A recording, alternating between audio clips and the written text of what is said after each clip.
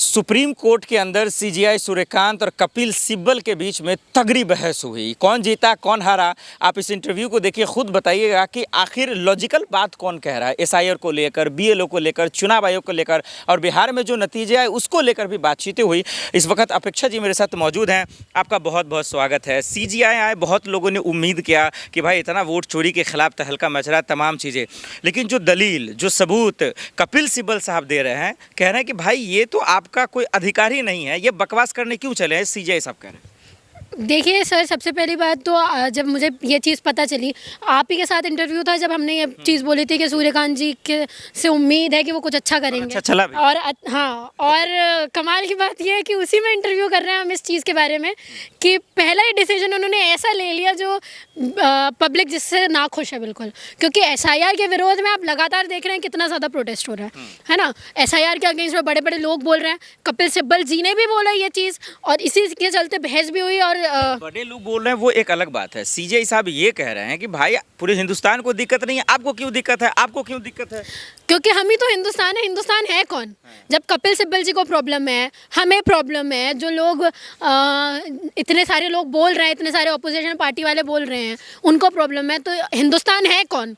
कोई एक पर्टिकुलर इंसान तो हिंदुस्तान है नहीं, लोगों को ही मिला के हिंदुस्तान बनता है। तो हम लोग इंडियंस है भाई, हम लोगों को प्रॉब्लम हो रही है, हम बोल रहे हैं, हम आपसे जवाब चाहते हैं, आप जवाब दीजिए, लेकिन आपको जवाब नहीं देना है। आप सूर्यकांत जी ये चीज़ बोलते हैं कि एसआईआर में प्रॉब्लम क्या है? प्रॉब्लम ही प्रॉब्लम है सर, एसआईआर में प्रॉब्लम ही प्रॉब्लम है। अगर आपको पता होता तो आपको ये चीज़ पता होती कि जिन जिंदा लोगों को हम मार रहे हैं वो भी उस एसआईआर की वजह से है, तो आप जवाब दे दीजिए कि क्यों मार रहे हैं।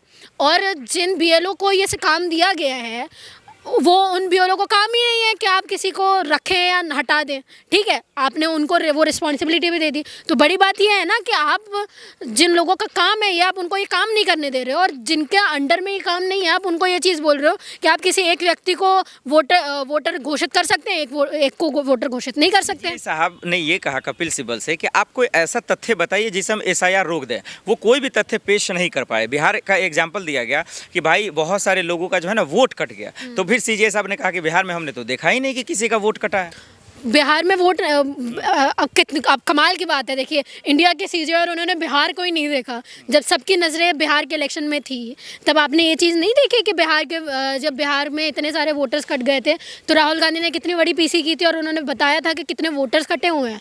तब आपने ये प्रेस कॉन्फ्रेंस नहीं देखी। मतलब आप किसी एक पर्टिकुलर पार्टी के लोगों को ही देखते हैं, ऐसा है, ये बोलना चाहिए कि एक पर्टिकुलर पार्टी के लोगों को ही देख रहे हैं, उनकी न्यूज़ देख रहे हैं। कोर्ट पे भरोसा नहीं है मैडम आप लोगों को? सुप्रीम कोर्ट कह रहा है उस पे तो यकीन हमको तो चुनाव आयोग पे नहीं है, मोदी जी पे नहीं है, अमित शाह पे नहीं है। हम तो वही बोल रहे थे सर, हम तो कोर्ट से भी ये चीज़ बोल रहे हैं ना, आप प्रूफ कर दीजिए। ये सारे जो आपके ऊपर एलिगेशंस लगे हैं वो गलत हैं।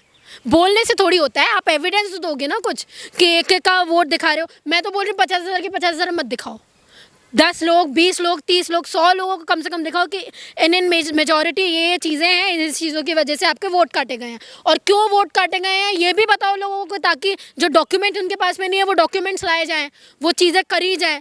आप कमाल की बात है, जो जिंदा लोग हैं उनके डॉक्यूमेंटेशन में आपको शक हो रहा है, और जो मर चुके हैं उनका वोटर ID बना देते हैं और वो वोट देने भी पहुँच जाते हैं। तो ये चीज कर तो रहा है ना, मदद तो किया ना उन्होंने। भाई आधार कार्ड पहले नहीं था, आप लोगों ने चिल्लाया, गिरगिराने लगे, तो जाके आधार कार्ड को इंक्लूड कर दिया। अब क्या चाहिए? क्योंकि हम लोगों की वजह से, क्यों देखिए ना, पहले सुप्रीम कोर्ट ने ये चीज़ नहीं मानी थी कि आधार कार्ड होना चाहिए, उन्होंने कोई बयान ही नहीं दिया था।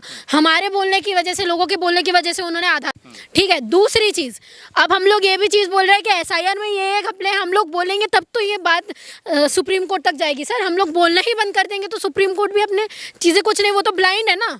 अगर देखिए, अगर उनको करना होता तो वो उसी टाइम कर चुके होते हैं। उनको ये चीज़ थी कि उनको ये चीज़ पता थी। अब जो सीजेआई ये चीज़ बोल सकता है कि हमने बिहार में देखा ही नहीं, जो इतनी नज़रों के सामने सब कुछ हुआ, वो भी छोड़िए, अब वहाँ आ जाइए, हरियाणा में आ जाइए, ठीक है। वहाँ पे ब्राज़ीलियन जो वुमेन निकली, आपने उसको भी नकार दिया, वो भी आप, इसका मतलब ये भी बोल रहे हैं ना आप कि हमने वो भी नहीं माना। तो चुनाव आयोग तो चुप है नहीं सब मसले पे, वो बोलेगा तभी तो समझ में आएगी। तो चुनाव आयोग से तो उम्मीद ही नहीं ना, उम्मीद किससे होगी? न्यायपालिका से ही उम्मीद होगी। और न्यायपालिका से अगर ये सीजेआई ये चीज़ बोल रहे हैं कि एसआईआर गलत नहीं है, तो वो बता दीजिए 10 लाख वोट वेस्ट बंगाल में कट रहे हैं, जो मेजॉरिटी ऑफ वोट्स टीएमसी के हैं, ममता बनर्जी के हैं। जो ममता बनर्जी हैं वो ये चीज़ बोल रही है कि हम एसआईआर लागू ही नहीं होने देंगे यहाँ पे। तो क्या ऑपोजिशन पार्टी वाले सारे जितने भी नेता हैं सब खराब हैं, सब करप्ट हैं, सब झूठे, सारे सब झूठ बोल रहे हैं? आप ही सही हैं। नहीं, आप ये कहना चाह रही हैं कि मतलब सुप्रीम कोर्ट चुनाव आयोग पे एक्शन ले, ये कहना? बिल्कुल।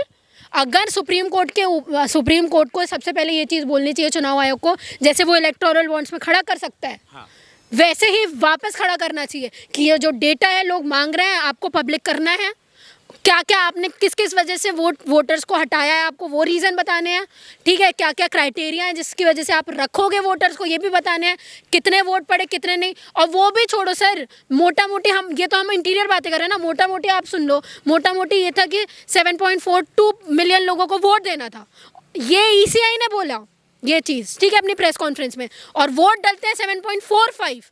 तो ये 3 लाख का जो मार्जिन है जो लोगों को साफ साफ दिख रहा है, वो कहाँ से आया? वो ईसीआई ने नहीं बताया, तो ये सीजीआई सर को भी नहीं दिख रहा है ये बड़ा जो 3 लाख का घपला है। सीजीआई साहब को तो ये भी पता होना चाहिए कि एक वोट से गद्दियाँ पलटती हैं, यहाँ तो 3 लाख की बात है। अब इसमें क्या बोलेंगे? नहीं, सवाल ये है कि अगर सीजीआई साहब अगर एक्शन लेते हैं चुनाव आयोग पर या ज्ञानेश कुमार पर, तो उसके खिलाफ कोई सबूत कोर्ट में पेश तो हो पाए ना, होगा तभी तो वो एक्शन। अरे भाई, इतने सारे जो ये बात है कि हम लोगों को सुप्रीम कोर्ट में जाना चाहिए। अगर सुप्रीम कोर्ट ये चीज़ बोल रही है कि हम आपके साथ में हैं, तो हमारे लोगों को चले जाना चाहिए।